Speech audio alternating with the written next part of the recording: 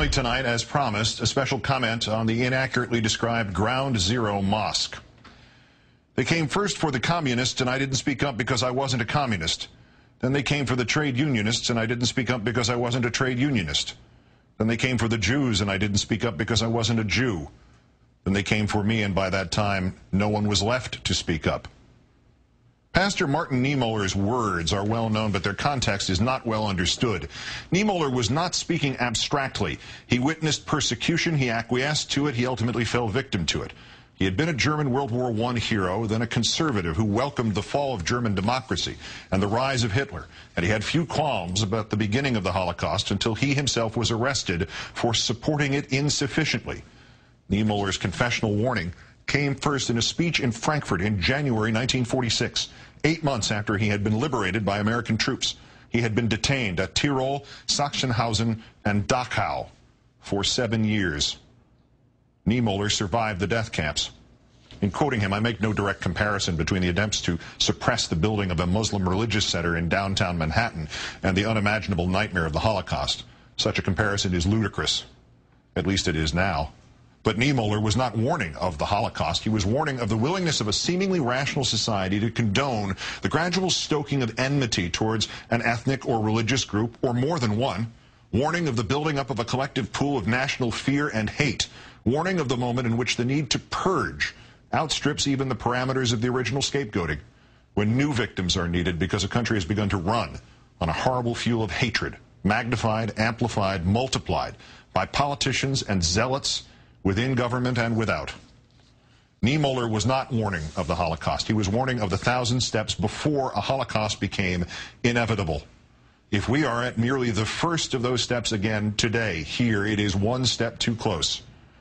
Yet, in a country dedicated to freedom, forces have gathered to blow out of all proportion the construction of a minor community center to transform it into a training ground for terrorists and an insult to the victims of 9/11 and a tribute to medieval Muslim subjugation of the West.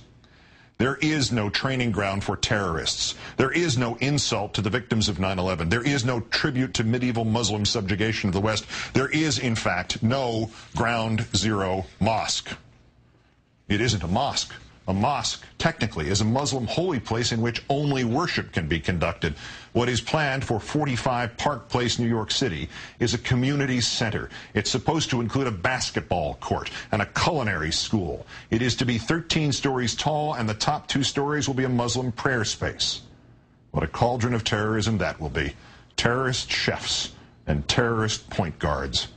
And truly, those who will use the center have more to fear from us than us from them. For there has been terrorism connected to a mosque in this country in this year. May 10th, Jacksonville, Florida, a pipe bomb at the Islamic Center of Northeast Florida. The FBI thinks the man in this surveillance video could be the bomber. The bomb went off during evening prayers, and it was powerful enough to send shrapnel flying 100 yards. Fortunately, the bomber didn't know where to place it, so the 60 Muslim worshippers were uninjured. If he had put it inside and not outside, they'd have been dead, and you probably would have heard about it on the news. Or maybe not. Maybe those exploiting 45 Park Place would still shake their fists and decry terrorism by extremists who happen to be Muslim and never face the shameful truth about our country.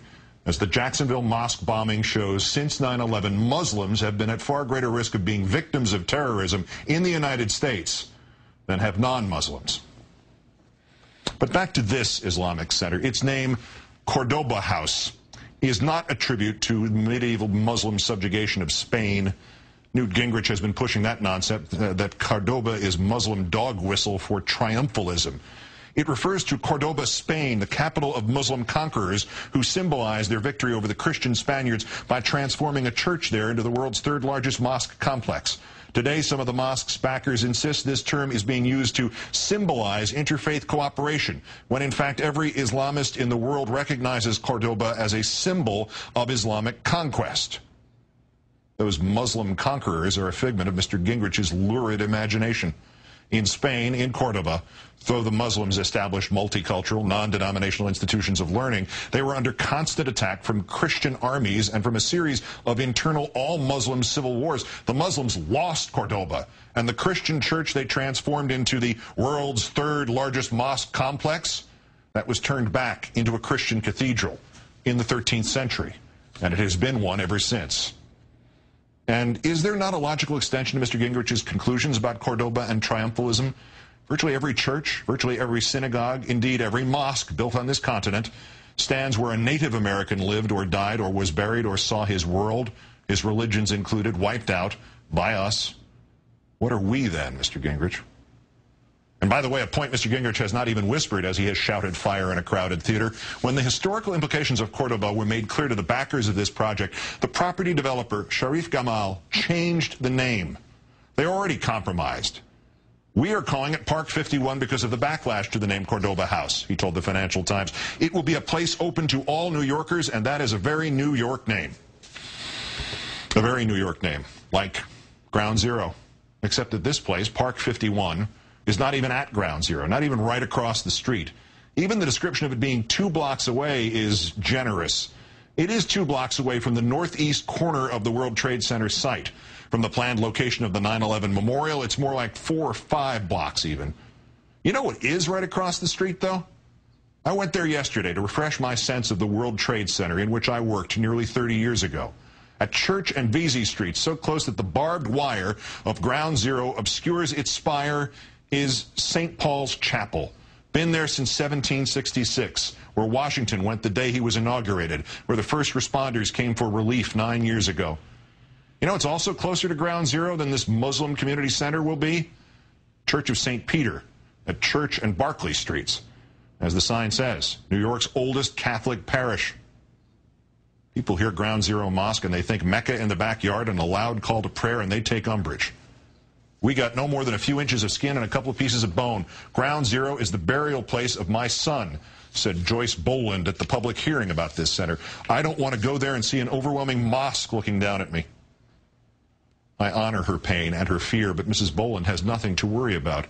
Unless she walks directly over to it, several blocks away, she'll never see the thing. This is what you see from where the center will be. Another nondescript building is across the street.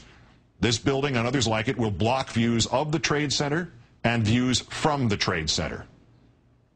The community center certainly will stand out on the north side of Park Place, but amid the canyons of lower Manhattan, it'll just be a distinctive building that if you happen to wander down a side street near the Trade Center, you might see it. You know what you'll see there now? This, the Burlington Coat Factory, abandoned since 2001, when the landing gear from one of the planes fell 90 stories and went through the roof. For 9 years, nobody's been willing to buy that building, just to knock it down and build a new one. It's sold for $4,850,000. In New York City real estate, that is spare change. And you know why it's spare change? Because walk around Ground Zero any day of the week and it's packed with tourists and our version of pilgrims. But walk 2 and 3 blocks away and not so packed. Not packed at all. Empty stores, boarded up windows. 9 years later and 2 and 3 blocks from the action, it's a ghost town. What was that about government not getting in the way of private business? What was that about letting the private sector spur new jobs in blighted areas? Oh, and what was that about Iraq? Why did we go into Iraq again? I don't mean the real versions or the naked vengeful blindness that enabled the forging of a non-existent connection between Iraq and 9/11. I mean the official explanation. To free the world, and especially Iraq's citizens, of the tyranny of Saddam Hussein. That's its supporters' defense of the Iraq invasion to this hour. Well, who lives in Iraq? Muslims. I hate to reveal this to anybody on the right who did not know this, but when they say Iraq is 65% Shia and 32% Sunni, you do know that Shia and Sunni are both forms of the Muslim religion, right? We sacrificed 4,415 of our military personnel in Iraq to save Muslims, and there are thousands of us still there tonight to protect Muslims, but we don't want Muslims to open a combination culinary school and prayer space in Manhattan? From the beginning of this nation, we have fought prejudice and religious intolerance, and our greatest enemy, stupidity exploited by rapacious politicians. It is only 50 years now, this month, since Americans publicly and urgently warned their countrymen not to support presidential candidate because he was a Roman Catholic. He would bow to the will not of the American people, but of the Pope. He would be a papist. He would be the agent of a foreign state. His name was John Fitzgerald Kennedy. Despite the nobility of our founding and the indefatigable efforts of all of our generations, there have always been those who would happily sacrifice our freedoms, our principles, to ward off the latest unprecedented threat, the latest unbeatable outsiders. And once again, at 45 Park Place, we are being told to sell our birthright to feed the maw of xenophobia and vengeance and mob rule. The terrorists who destroyed the buildings from which you could only see 45 Park Place as a dot on the ground wanted to force us to change our country, to become more like the ones they knew. What better way could we honor the dead of the World Trade Center than to do the terrorists' heavy lifting for them?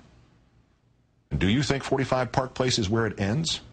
The moment this monstrous betrayal of our America gained the slightest traction, the next goal was unveiled. No more building permits for any mosques in this country, brayed a man from the euphemistically named American Families Association. Of course, he said maybe the permits could be granted if the congregation, quote, was willing to publicly renounce the Koran. They came first for the building permits. But back to downtown. Does the name Masjid Manhattan mean anything to you? Let me take you in conclusion to 20 Warren Street, New York City. Not much to look at. Not from across the street. Not from up close. That open door there, that's the only thing that distinguishes it from the rest of the grill fronts of the neighborhood. That and the yellow sign there. Entrance to Islamic Center. It's in the basement. It's a Muslim house of worship. Masjid Manhattan. It lost its lease in a larger building down the street 2 years ago. The new facility is so small that only about 20% of worshipers can use it at a time, but Masjid Manhattan opened in early 1970. 4 blocks away, the World Trade Center opened in December 1970. The actual place that is the real-life equivalent right now of the paranoid dream contained in the phrase Ground Zero Mosque has been up and running since before there was a World Trade Center and for the 9 years since there has been a World Trade Center, running without controversy, without incident, without terrorism, without protest. Because this is America, damn it. And in America, when somebody comes for your neighbor or his Bible or his Torah or his atheist manifesto or his Koran, you and I do what our fathers did and our grandmothers did and our founders did. You and I speak up.